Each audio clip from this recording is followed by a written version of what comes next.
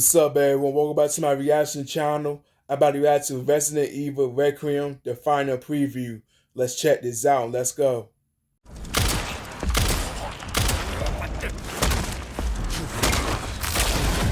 With the triumphant return of Leon Kennedy, Resident Evil Requiem is forced to straddle an awkward line between all-out action and methodical survival horror. I'll be honest, before getting my hands on the game and seeing the transition in action, I was extremely skeptical that Capcom would be able to create a coherent experience involving both Leon and Grace, the latest highly vulnerable protagonist.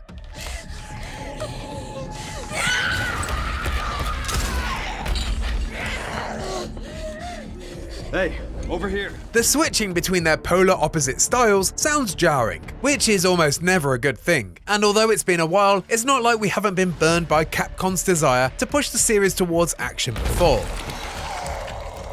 But I'm pleased to share that, from my all too brief 3 hours of hands-on time with Resident Evil Requiem, not only does this design really work, but there's also a lot more going on than just a merging of Resident Evil's greatest hits. That's too effective. My playtime started with a short test drive of Leon, and Resident Evil 4 muscle memory kicked in immediately. Make no mistake, this plays just like the recent remake, enhanced with some new clever additions suitable for a veteran badass. Leon is more handy than ever, with a deadly hatchet that he can swing mercilessly added to his regular arsenal. Leon can also heave axes found in the world, can perform new contextual finishing moves, and finally wield the violent chainsaw. There was once a time when Leon feared the chainsaw, but now Leon has become Chainsaw, destroyer of ghouls. After a short 15 minutes, the gameplay shifted perspective to Grace Ashcroft, Requiem's second protagonist, picking up her journey immediately after the events of the previous demo I wrote about in August last year. Grace and Leon are polar opposites, gone with the tense gunfights and forward momentum of Resident Evil 4, as I was immediately thrust into what felt like a sterile, white, clean version of Resident Evil 7. For the next 2 hours, I explored the Rhodes Hill Chronic Care Center, a somewhat traditional Resident Evil mansion that contains much of what you might expect among its rooms and corridors, but with plenty of new surprises. Surprises that mostly arise thanks to Grace's abilities, or rather, lack thereof. Much like in the previous demo, Grace's section was focused almost exclusively on survival horror. She is armed with a small pistol that she finds in the environment, but her firepower and combat skills are negligible compared to our favourite floppy-haired icon. Where Leon can roundhouse kick zombies in the face, Grace makes do with a clumsy push. Leon is all-out assault, but the best course of action for Grace is slow and deliberate stealth, because if you do try to take some of the new enemies head-on, you're gonna have a bad time. Last year's demo revealed a new and much celebrated stalker enemy, a towering, hunched, bug-eyed warden. But even within the span of my short 3-hour session, I was introduced to another two, giving me the impression that Resident Evil Requiem won't have one Mr. X or Nemesis-like persistent threat, but rather several smaller pursuers that seem to guard certain wings of the Rhodes Hill Chronic Care Center. Most notable was a hulking mass of blubber called Chunk, who burst through the wall and into my heart as he slowly but surely ground his way through the halls, stairwells, and doorways in pursuit of me. Uniquely, Chunk fills the space entirely, so your only chance of survival is to find and navigate loops built into the level design in order to outmaneuver the walking lardass. It's a clever design that generates a somewhat living, breathing wall of terror, and one you can't simply sidestep or combat roll away from.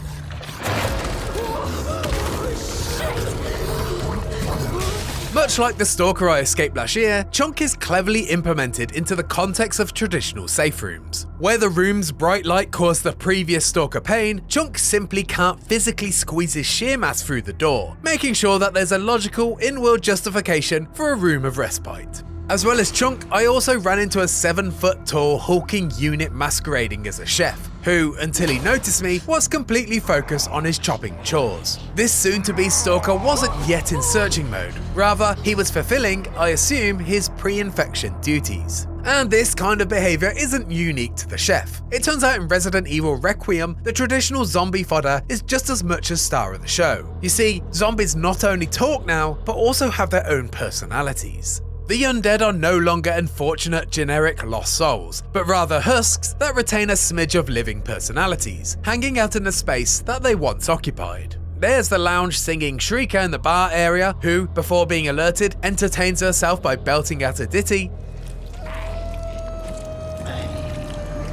There are the zombies who were formerly patients in recovery that insist on wheeling around their drip stands, which are then, unsurprisingly, wielded as a weapon when they get aggroed. Some zombies hate loud noises and will repeatedly yell at you if you even so much as smash a vase. And then there's the one that loves nothing more than turning lights on and off until you rudely interrupt him.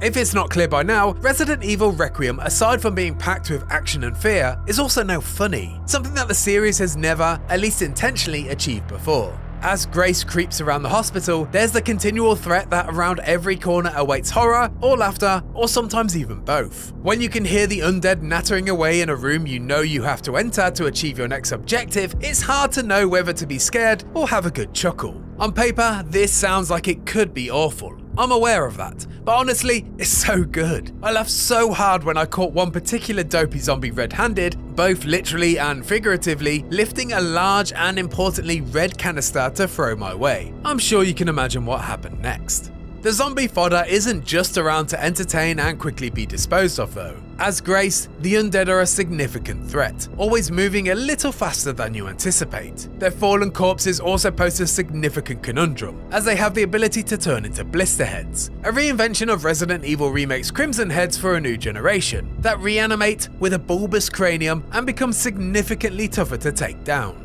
Fortunately, Grace has a new tool at her disposal. A hemolytic injector that weaponizes the buckets of blood lying around the place. Seriously, it's everywhere.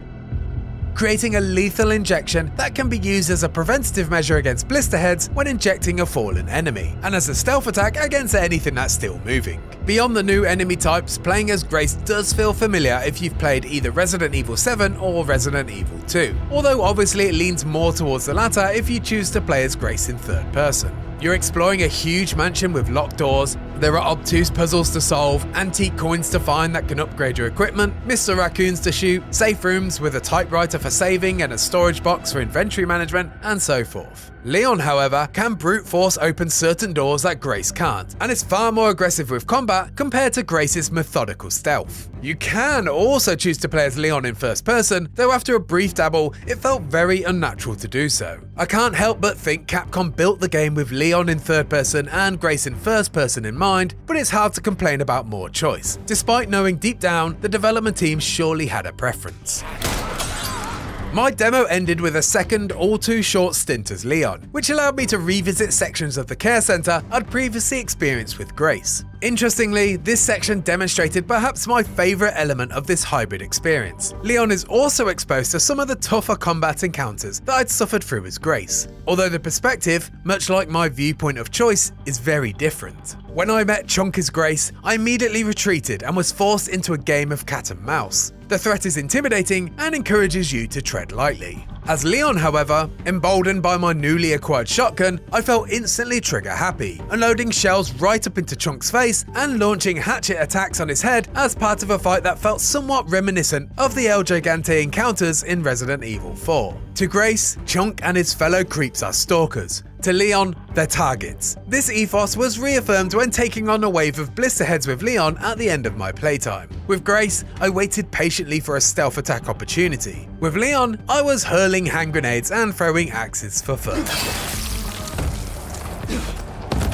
This year is the 30th anniversary of the Resident Evil series, so it feels like no coincidence that 2026's Resident Evil Requiem is combining the best ideas of the saga into what appears to be a fantastically constructed tribute to everything that makes the series so great. Do you like tense survival horror? It's here. Want to go all guns blazing with intense action and a quip-obsessed hero? You get to do that too. Do you prefer playing Resident Evil games in first or third person? Doesn't matter, you can do either. All of these choices, along with my fears of a jarring play experience being mostly squashed, make it easy to believe that Capcom's bold move to have its cake and eat it is going to pay off in a big way.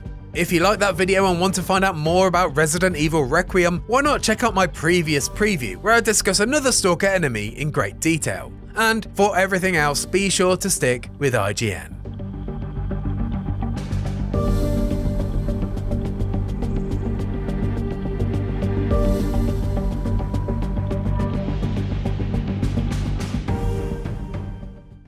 Alright everyone, make sure to leave a like, comment, and subscribe. See you guys in my next video.